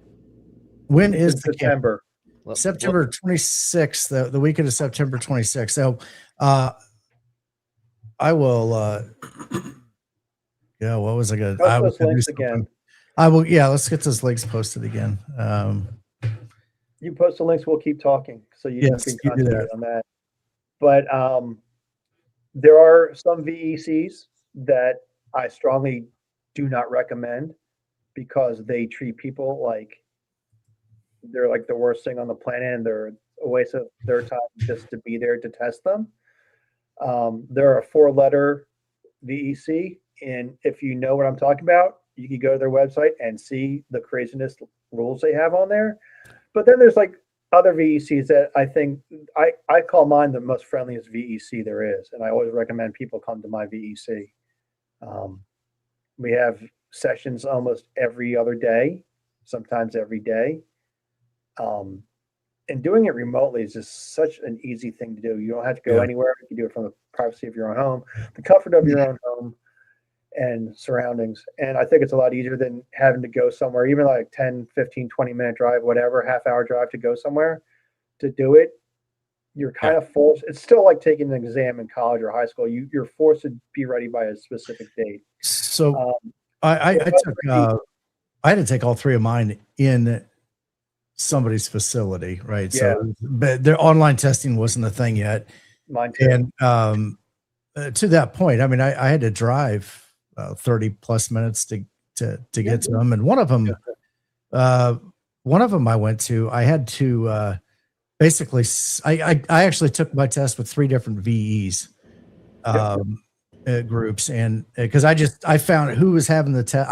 I'm ready for it. Let's go. So I scheduled this earliest one I could find, and so one of them I had to go to a club meeting. You know, basically it was come to the club meeting, and then as soon as they were done with the club meeting, then they would start doing the testing. Yep. Like, Club gee, Red. I know this is part of the conversation, but can someone kick Tim? He's sounding very OM non-kids table right now. No. Back in my day. No, I'm there ain't nothing wrong with my day. No. And Mark has a good point here, Jeff. What about Ray-Bans and Meta glasses? Because now you have to worry about those. How are VEs handling stuff like that? Luckily we could tell like these are not Ray-Bans or any like the Meta things, whatever. Mm-hmm. But I mean, you could tell if they're like the wireframe glasses, they're not that. I mean, we do ask for if you're wearing a smartwatch or earbuds. With people with long hair, it's the problem because we can't see it. So they pull their hair back and then we see, okay, you're not cheating. That's all good. Again, people will find different ways to cheat. I have not found anyone or heard of anyone writing the answers on their hand or on their arm, but you're in front of the camera either on your laptop or you have a disconnected or webcam, a standalone webcam. Some VECs do require multiple cameras, so like your laptop and your cell phone. Mine does not, but we will gladly let you do that if you're having a problem with a technical issue with Zoom and with whatever camera you're using, or whatever device. But all of the VEs really have one set of rules, and that's that the people need to pass the exam. And that's what I know. But we all check to make sure that people aren't cheating, because that will disqualify the exam. Again, like I said, some VECs are harsher. I won't say harder. They're harsher than others with the way they treat people. And I think that's wrong, because you're trying to get people into the hobby and not out of it. And I've known two people, unbeknownst to me, that they decided to go to this VEC. One of them went not once, but twice to the same VEC to get his upgrade. And I was like, "You're an idiot." So Because you went back to that. You went back to that harassment, that abuse. What kind of And meeting is Mark going to? Tim, it's a boondock meeting. Remember, it's morning time for most of his crew right now. Yeah, Except for that's him true. and Casey, it's morning time. And I saw Julie in there. Hi, Julie. You Yep. better get your extra soon. Yeah, I'm not what's one the to extra? talk, but you better get your extra soon. And this ADHD live said there are 4 better reasons to have someone hiding underneath the table. yes, there is, and I know exactly what you mean. But you could do Oh, that now watch out. after. You could do that after you pass the exam. Okay. That's right. That's right. It's You a can celebration. You can Yeah, celebrate celebration. after the exam. Pop But, the champagne bottle after the exam, right? the reasoning for when they did the in-person before the COVID and the remote exams, I had to go to the local large hospital near me. It was literally across the street from where I work too, but it was like a half-hour drive. Wasn't a big deal, but it's a staged, timed event where you had to be ready for it at that time. With an exam, a remote exam, I knew at least the day before that I was ready to take my extra, and I scheduled it basically as either that night or the next morning to take the exam that night. And I knew I was going to pass. I still studied during the day. Campstudy.org. It's free. Yeah. Sign up for an account. It'll track your progress. And once I knew my progress was there, I started taking practice exams, and I started passing and passing and passing. And I knew I was ready. So I scheduled it at that time. So I didn't linger. So the information didn't linger in my brain for too long. So there's And- something to be said. When you're ready to do something, do it. Execute, Yeah. right? Don't because some people will get so wrapped up in their head, right? Yeah. And they'll become their own worst enemy. Yep. So if you can do it right that second, and we've done it. We last year at down on the mountain, somebody wanted to take an exam, and Steve, K4AFL, Steve. KO4AFL, yeah. KO4AFL. He's a VE coordinator or whatever, and boom, there we go. Yeah. We got him in, got him registered on exam tools, and You just need There was- 3 people. there That's were, all there you were need. 3 of us there and a laptop. And Oh, there were more than 3 there, but Yeah. but I mean, well, no. We went off away from the group. So, fair but, enough. but there was 3 of us there. The You need, VE. Frank, Yeah. you need these to Oh, have a I know. session. Yeah. I know, but what it was at the mountaintop. It's Huntsville. Of course, there's going to be a multitude of VEs, is what I. Yeah, there's probably a couple hundred VEs up there. Yeah. Yeah. And But this by the time the bus ADHD comes life says my goal is to have general by the end of summer. All I have to say to you, and Jeff will echo this: set a date. If you want to Yes. have it by You need a August goal. 30th, set that. Schedule the online test. Go online, look it up. Go August 30th at this time. Schedule it so that you're on the books, ready to go, and that is your deadline. Yeah, and if even if you don't have a deadline, but you have a general deadline, like by the end of summer, well, there's no better time than the present to start studying. So All it takes is a minimum of 15 minutes a day straight. Do it consistently, going through hamstudy.org through their study mode. 15 minutes a day, whenever you have a free minute, do it a half hour. The more you do it, the more it's going to sink in. But if you do it consistently, maybe by end of June or July, you'll know you're going to be ready, and you'll take it even earlier than the end of the summer. And then you can get out, do parks on the air during the warm weather, enjoy all the HF bands to get onto, and you'll be happy. So Jeff, now I know this, Josh, on the Ham Radio Crash Course Discord, they have their VE team available, and I know he has said it. Reach out to them, get in there, make your intention known to get an exam, and they can generally pull something together for you pretty quickly. How can people find your VE group, and what's a good way of getting a hold of you guys to schedule an exam? Because like I said, I encourage people, if you feel like you're ready to do it this moment, seize the moment and just go take it. You can go to hamstudy.org, and even without signing in, you go to find a session, and I'm going to put the link in the chat. While Jeff And does I will that, name what? well, Jeff, while you do that, Tim, why don't we create a VE session request type thing in the Kids Table Discord? That way, there's some coordination we can do. We'll have to look into that. Putting the name of the VEC, and you want the. Do you want to share your screen, or? No, I'm just putting it in the chat. Oh, okay. Okay. It's GLARG, GLAARG, Greater Los Angeles Amateur Radio Group, and it's the. If I could type instead of copying and pasting, I just decided to type it again. Is it an AD4VE is the session names. Okay. They're usually Saturday nights, 8 p.m. Although if you come in earlier, we'll start you off early. Very friendly people. I highly recommend coming to any of the GLARG sessions.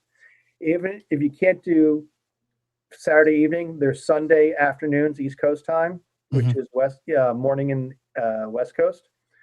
There are some in Wednesday evenings, Monday evenings. I have nothing bad to say about the ARRL VEC.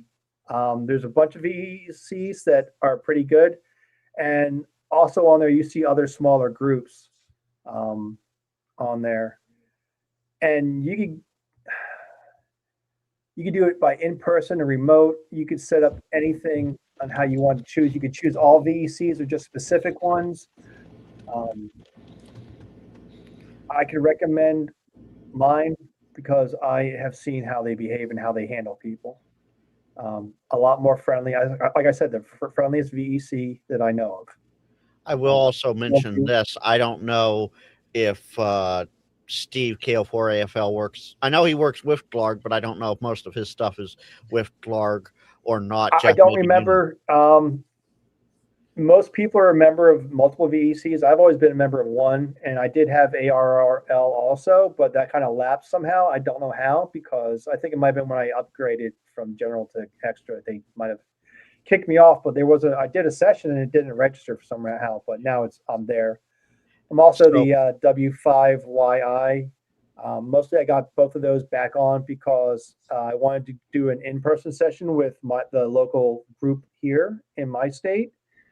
It's not a club, but it's just it's just the Northern Delaware testing group. So they test people, and they're from different clubs and everything. But I thought it might be cool to do a in-person one because I haven't been to one since I got my general 10 years ago. So, but what I was getting at here is until Tim decides and/or sets it up in the Kids Table Discord, reach out to anyone in the Toads Discord if you're in Toads, and they will have a session up and ready almost as quickly as the HRCC group would as well. And it may be, HRCC might not be able to get something together, but Toads could for you.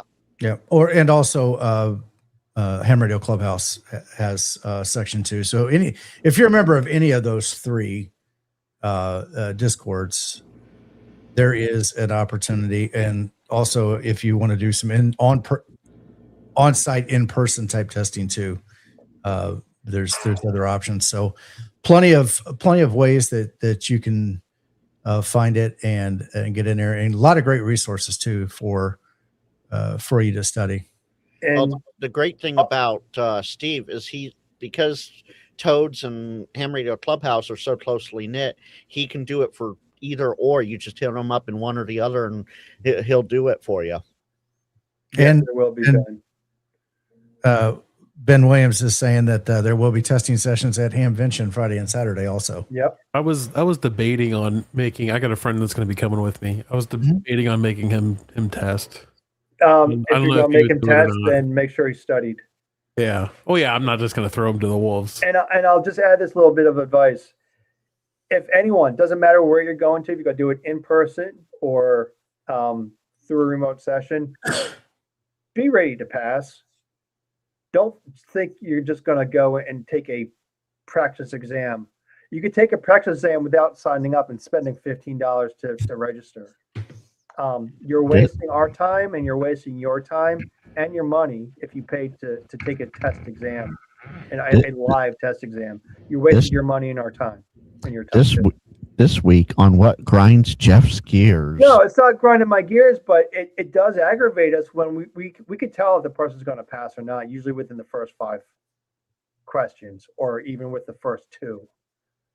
If they sit there for more than 30 seconds and they haven't put an answer down for the first 2 questions, then we know they're probably going to fail. And the exam takes more than 15 minutes, most likely they're probably going to fail.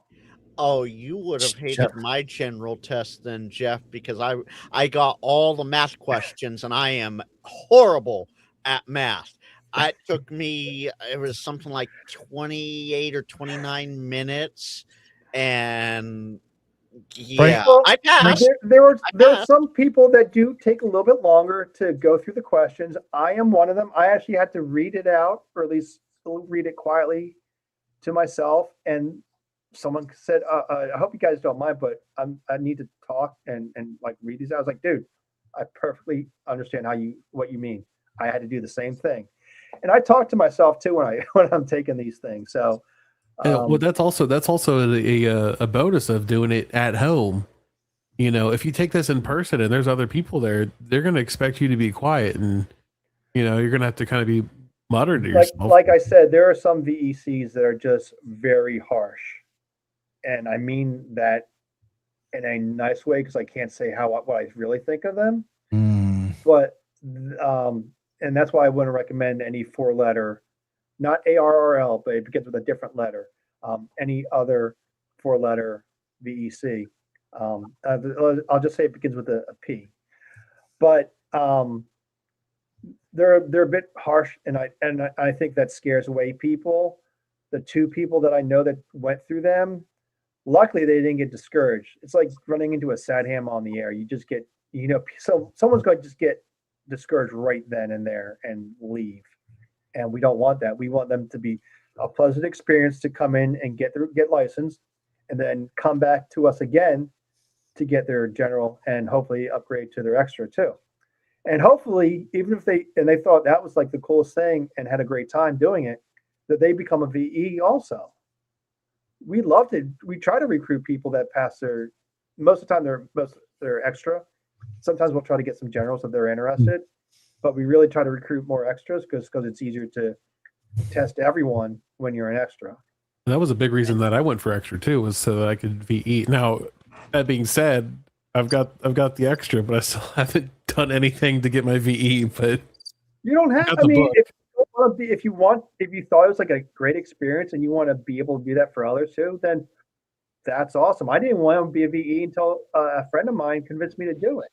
I was a general at the time, but I did enjoy doing it, and I enjoy helping people get licensed and upgraded. And I thought that was the coolest thing, and I knew I needed to get upgraded, and I did it myself.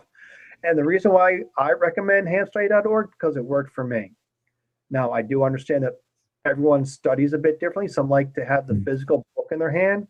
Some people have to watch videos to have the information sink in. But it doesn't matter how you study or what you use. You just got to do it consistently to get the information in there. There's a lot of questions on the extra. Tamarat. Yeah, real quick, though. Tamarat says 26 years from tech to general, but really only took me 2 months of 5 to 10 minutes daily study on hamstudy.org. Like I said, as long as it's consistently, I recommend a minimum of 15 minutes because you could go through a bunch of questions in 15 minutes. And like if you're taking if you work remote, or even if you work in an office, you could pull out your phone for like 10, 15 minutes on a break or something and go through it. And that's enough to get it in your head. As long as you do it consistently. Yeah. Now I'm a big person of saying you need to learn consistently. And I know I failed at that when I'm trying to learn CW because I have not done it consistently, and that's my fault. But if I just did it consistently, I might be able to at least get a little bit more ahead of than I am now in CW. What was that? Yeah, it's a great feeling. Of being a VE, and like some people want to become a VE because they went through this great experience of getting each license and seeing how they were treated. It's like that's pretty cool. I want to help others get license and upgraded. So again, like I never thought I wanted to be one until I actually tried it out and I actually enjoyed it. Yeah. And it's kind of like a social thing. It's like actually it's another club that you will belong to. Other than like your local ham radio club, there's like the YouTube clubs that we always talk about, Tim. Yeah. And now I'm in another club, and I'm just thinking about a silent key. But yeah, I think it's a really, really cool experience and I'm glad that I became a VE. Yeah. So real quick, to back it up just a little bit, Andrew, you had mentioned something. You didn't say old men or old gay. Would you say? You said old farts. Old farts. Grumpy old farts. Grumpy old farts. Yeah.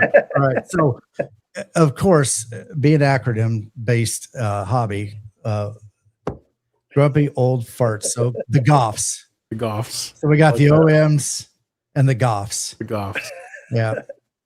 Oh, I'm thinking of goth. See how fast I can send that over CW. Yeah. So I want to start seeing guys. I want to see goffs used on the air to refer to grumpy old farts. Yeah. Yeah. So all right. Well, to back it up a little bit. We had talked about the POTA Campout that's coming up in September down in Kentucky. In the 26th, Frank has put the links in there. Brent was on here a little bit ago, and he did have to step out to take care of some family stuff.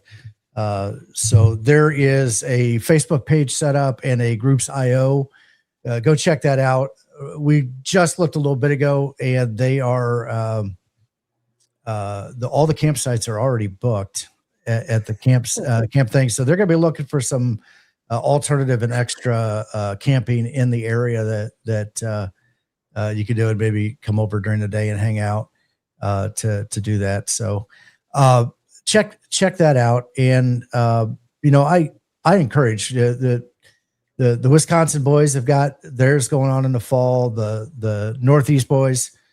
And unfortunately, we invited Mike, and he wasn't able to. So we just said that Frank was going to have to impersonate Mike tonight in the Northeast boys to talk about their camp out. Yeah. But not only POTA. This is something that if you've got a group of people and you want to do a SOTA camp out too, the same kind of thing. And I know, I think Josh has done one where there's a group of them that went up and camped out on the summit, and yeah, and they have SOTA meetups. I won't call it a meetup. Christian, and one CLC. Ham Ninja. Yeah, Ham Ninja. He did a video on one out there in California. I thought it was pretty neat that there was people out there that got together and did the SOTA thing all together. And it was a camp out, wasn't it? It was like a whole weekend, right? Yeah. Well, I think we're all gonna hang out at the SOTA summit at what is that? A Taco Bell or something? Yeah, like that? I was just gonna say, like, whoever's in Cincinnati, come hang out to my SOTA. I got a Taco Bell on mine. It would be interesting if that was a Skyline Chili or something that was. It would be. I keep saying, like, that's my goal for this year is to get as many out of towners to at least try Skyline Chili. You don't have to say you like it. You have to fall in love with it. Just try it. So Tim, both Hollywood Atlas came up with a good point here. Whoever has W1 GOF just made plans to change their call, says Hollywood. And Atlas said, I hope whoever has GOF in their call sign uses grumpy old farts now. Yeah. Yeah.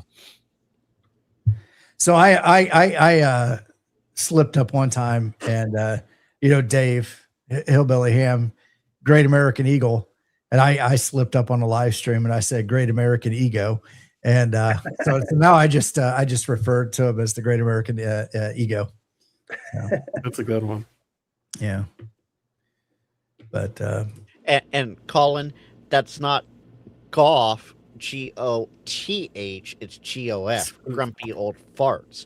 Goth is what you're thinking of, Colin. I had that same thing. I was thinking of goth. Oh. But, yeah, I don't know if that's going to work in here. So hey, no. we are coming up on about an hour and 45 minutes. Yeah, wow. So we're hour and 46. Fun topics tonight. So I guess to kick it off, Jeff, what do you have coming up and going on?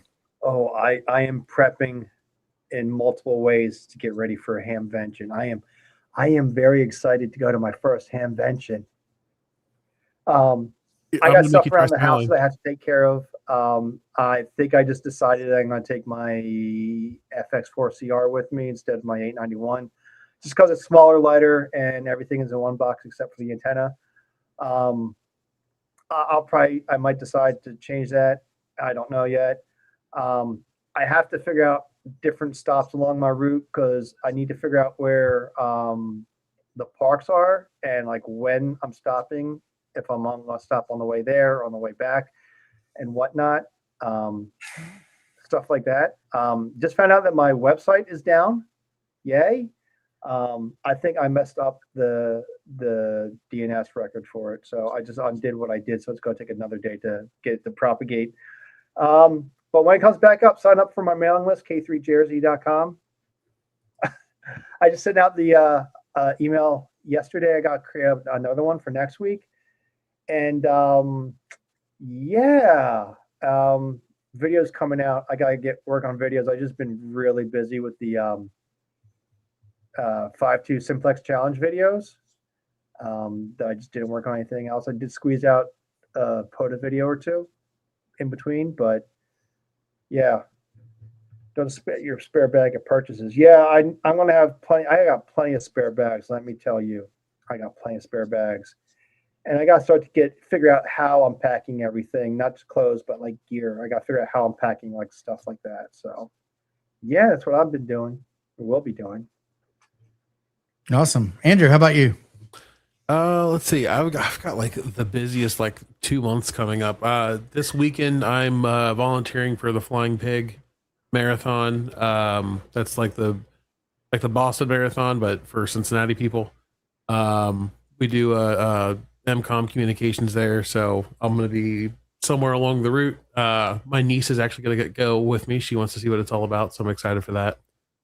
And hamvention prep, and then right after hamvention, I'm going out of town to vacation, and then coming back, and I got a whole bunch of other stuff I got to do. So it's just never ending. But yeah, I'm trying to hit the one park by my work. I'm trying to do a POTA at least once a week, and man, I am failing miserably at actually activating it. It's like a 30% success rate. So. Man. You taking enough power with you, or just time of day, or maybe it's time limitations because I'm trying to do it on my lunch break. And then I'm also trying to film it, so that's a time sink. And then I'll run into some problems. So I don't know why, but my FTDX10 has just been a nightmare in the field. But every time I take my G90, the thing's amazing, and I activate the park no problem. So I might just take a bigger battery. Maybe that's what it is. It runs fine when it's here in the shack. I make contacts and everything. It's just when I get out there, it doesn't work. So just gotta play with it. When in doubt, choke it out. Yeah, I got like 6 chokes sitting here on my desk. Awesome. Yep. Frank, what do you got? Okay, I was about ready to drop your link. Not a whole lot. Let me get my link going here. I have cut out the coffee break net in the morning, so there is no longer a coffee break net in the mornings on my channel. It just wasn't living up to the expectations I had for it, so it went away. Simple as that. I'm still trying Sunday, Tuesday, and Thursday evenings overnight live stream. Of course, Thursday night, Frank's Something Else right after Coffee and Ham Radios. I have bumped it up so it's a little earlier for you on the East Coast, for those of you out there. Fridays, I have Fridays with Frank, and hopefully this works. Don't forget, guys. It's gonna be May. It's going to be May soon. That's about it for me, Tim. No clue what the heck that was. Really? Okay, hold on. It's gonna be May. It's Backstreet Boys. I never Try listened again, to Andrew. It's a meme. Andrew, try again. Shame on you. Try again. Oh, is it? It's NSYNC. I'm sorry. It's in sync. Still never listened to them. When did they come out? Was it like the mid 90s? 90s boy band, yeah. I was listening to like a lot heavier stuff. And a special shout out here, EOD Kaboom. That's the other Tim, the third Tim, according to some. Timmy. Yeah, the treasury Tim in Guam. He has a live stream every Friday, hour and a half or so before mine. So that would be. I'm not about to do the math on stream. I go live at 1700. He goes live 1700 Central. I go live 1900 Central. He goes live an hour and a half before me. Check out EOD Kaboom. Y'all should invite me to your live streams. You should invite all of us to your live streams. Mm-hmm. Well, that delay on EOD though, that's going to be something. And no. We all want to come to your live stream. Mm-hmm. Jimmy. It's Jimmy and Timmy. Okay, Man. Speaking of, you guys Timmy, just kind of what fell about into those Timmy? names thanks to pop culture. You know, yeah, I've had people calling me Timmy for years, obviously because of the show. So I'll lean into that. What's going on up here? What's going on with you, Tim? I don't know. I'm just looking at all the fun stuff here. So if people don't know, we did enable memberships on the kids table. So if you are interested, there's a join button in there somewhere. That money is money that we're going to put back into the community, and buying kits and things like that from other creators that are inside the community, not necessarily commercial interests, but people that were in the community to help support them, but also help support the people. So there is a join button down there if you are interested. Like Jeff, I am going to be heading to Hamvention here in a couple of weeks. Tim would be hanging out. We'd be hanging out, and so there will be a lot of YouTubers there. So make sure you check all the channels. I'm sure people will be live streaming throughout the week. Wednesday night we'll be doing the kids table from there. I've done it the last couple of years, and it'll probably be something because it's in the evening. It'll be something in the probably in the hotel or Airbnb or whatever. Not necessarily out running around because it's on a Wednesday night. And by running around, I mean on the facility. So you mean kids table HQ isn't going to get flooded out this time? No. It will be inside. It will be inside. I see Cooley here says that he'll be there this year. So if you guys see us out during Hamvention, come up and talk. Don't talk to us. Never talk to us. Don't talk to me. No, I'm F kidding. off. And nice, sound like Mike. I hope y'all walk fast too, because you got to keep up with everybody. Don't stop them from filming whatever. Just keep moving with them. Yeah. So, you know, it's funny. Last year I went. Dane Portable Ham came with me, and he'd never been to Dayton, and he's walking around. He's looking at stuff, and I spent probably 90% of my time there talking to people, just communicating, and just meeting people. And I absolutely love that. I enjoy spending time with people and getting to know them, because then now there's people that I've met at multiple ham fests and everything. So I've got some stuff. I got a USB-C power adapter board for the KX2 that I'm going to get installed. I'm getting ready as soon as I get back from Dayton, like a couple of days, and then I'm taking off and going to a conference out in Las Vegas. So I will be doing some POTA out there. Last year or 2 years ago when I was out there, I did Red Rocks. Kevin, aka Mike, the traveling ham, Michael said he did a video from a public parking garage that's on a trail in downtown Las Vegas. So I think I'm going to probably do that during the week.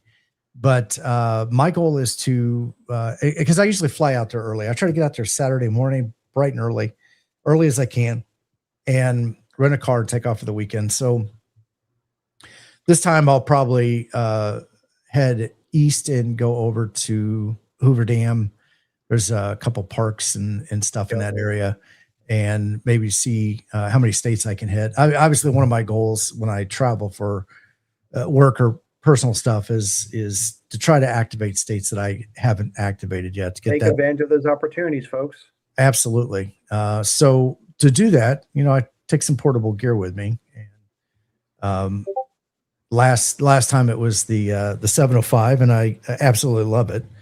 But it doesn't pack as well as the KX2. So want to get that up and running and ready, and if I can run it off a USB-C battery, then I'm happy with that too. So Keep it simple. And Robert says he'll be there with stickers at Hamvention.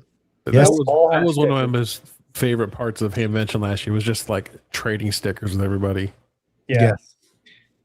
As dumb and childish as that sounds to say out loud, but that was, I love stickers. It's kind of a cool thing because people make the stickers just for these events. Some of them will just make the same ones over and over again, which is fine. They're just like their logo or something like that. Tim? No, you make unique ones. Yes. And actually I had the idea too. I made unique ones for this year. But no, Tim's doing it for all the shows. I will not make them again. But I will have multiple sets of stickers, and I actually put it in my newsletter that I sent out the other night. That I have 50 only of a specific one. Catch spring. Mine are in the other room. I'd have to go get them. But those are unique to specifically this year of Dayton. So and I did one specifically for Orlando, and I'll do one for the Huntsville Hamfest too. Unique for that location and that year. So I thought about doing the same thing, but I just kind of decided not to, because in case I don't get rid of them all, then I'm stuck with a bunch of stickers. But I think if I got like a small amount, like 50, I think I'd be fine. I'd definitely get rid of those. So I got 100. Occasionally, I mean, you could go all through them all in one day. Yeah. People ask for them. I've got them. I've had a couple people that said, "Hey, I can't make it. Can you save me a couple?" Yeah. Or save me one. But they have to meet up. I'm not going to mail it to them, but they have to meet up with me. So if I see somebody that I have a couple extras from Orlando with me. And there's 100 of them. So if I run out in day 2, then I run out in day 2. Yeah. All I gotta say is make sure y'all give a sticker to Josh or Chuck so that they can bring it back here to the state for me. Well, you got to come, Frank. You one of these days, Tim. You can send me yourself a stamped envelope, but I'll definitely send you every sticker I have, so you have a collection. Yeah. Well, that's going to be a big envelope. I can do that. Not every sticker I have, you silly goose. Just my channel stickers. Yep. Also, I am putting in the chat. I guess it went on this kid's table. I do have a website set up and an email list too, also So I'm working on some exclusive discount codes to share with people from different vendors, and also I'm going to put all the giveaways and things like that I do through there. So make sure you get signed up for that mailing list for my personal channel, Great Man POTA. So. Which I've already dropped. And it's not to piggyback off you, but I am piggybacking off you. You go right ahead. You reminded me that I am also doing 1,000 sub giveaway. So if you want to go to over in chat, I have dropped everybody's links, so everybody needs to go subscribe. Jody did say he went through his 30 boxes of QSL Smarties in 90 minutes. Yeah, needed to bring more. He did. Here, I'll put mine in there. And those are the Canadian Smarties. They taste better. Oh, right. I'm not allowed to put links in the chat. Andrew, I already put as each person talks, I put them through, but I'll put everyone's through again just to be safe. All righty. Yeah. Well, we have hit the 2-minute mark. The 2-hour mark. Yes. Well, that's who. Come on, guys. So, but I appreciate everybody being here tonight, and as the summer winds up, let's find more reasons to get out and enjoy the outdoors and go camping, have fun, and get on the air, but also spend some personal time. Do those eyeball QSOs, and whether it's at a ham fest or club meeting. I started to say it earlier. I found that face-to-face social is also very important. I think that was one of the things that, as ham fests were dying out because of all of the online sales and people not needing to go to ham fest, I think that was one of the areas of the hobby that started to really suffer. And so I think that's part of the reason why POTA's done well. And I think that, groups are using that as an opportunity to go to the group events, events like the breakfast. I don't know. Did I mention like the ham radio breakfast? Well, we have it's not a club. It's called like a club, no club. Mm-hmm. It's just people that are on the repeater here. We get together once a month, have breakfast. We meet up, we talk. Sometimes people might talk about some stuff that might be of interest, but it's like a diner, so they're not going to get that loud. But we meet up and we all talk about stuff and have a good time and shoot the breeze, find out more news about other people that aren't there and what's going on. So it's good to get out and see people that you talk to on your local repeaters. And Chris said it right. Face-to-face is important. Can't wait to see everyone there. Don't be a keyboard troll. There we go. All right, guys, let's get out of here before we cause any problems. So you're already 2 minutes 45 seconds over that. So I'm sorry. What was that again, Frank? You heard me. Do what? I'm not. All right, guys. Have a good night. See